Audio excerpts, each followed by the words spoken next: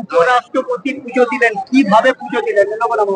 আজকে উপরাষ্ট্রপতি মহাশয় মায়ের কাছে পুষ্পমাল্য, ফল মূল, মিষ্টান্ন, শাড়ি এবং চূর্ণি অঞ্জলি সহকারে পুজো দিলেন। কতক্ষণ ছিলেন মন্দিরের ভিতরে? মন্দিরের ভিতরে উনি প্রায় 5 থেকে 7 মিনিট ছিলেন। কি কি করলেন?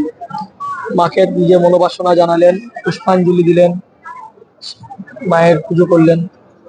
উনি কি প্রথম এলেন তারাপীঠে?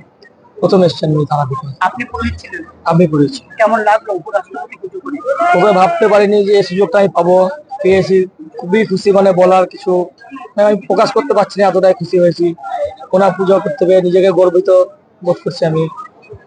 অত বড় মানুষ আমি কোথায় পুজো করতে পেরে। মা তারাকে শাড়ি পরালো, আলতা পরালো, স্পর্শ করে পুজো দিয়েছেন? হ্যাঁ, কি কি করছেন?